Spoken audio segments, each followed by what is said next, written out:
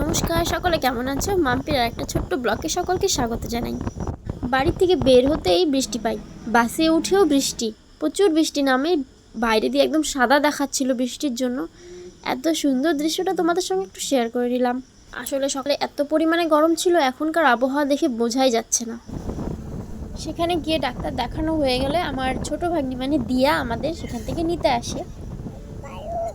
রায়গঞ্জ থেকে এবার চলে আসছি হাতিয়াতে। এখানে আমাদের বড়দির বাড়ি। যারা যারা আমার ভিডিও দেখে থাকো তারা অনেকেই শুনেছো। প্রায় আমরা পৌঁছাই গেছি।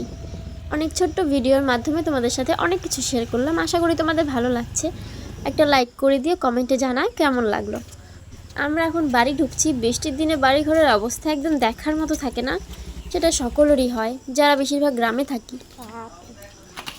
বাড়িতে পৌঁছাতে পৌঁছাতে আমাদের 2:30 পৌনে 3টার মতো বেজে গেছিলো। এবার দিদির মনটাও খেলায় মেতে আছে এদিকে, ততক্ষণে আমরা খাওয়া দাওয়া সেরে নিই। আজকের মতো এখানেই শেষ করছি। সকলে খুব ভালো থেকো। জয়শ্রী, রাধে রাধে।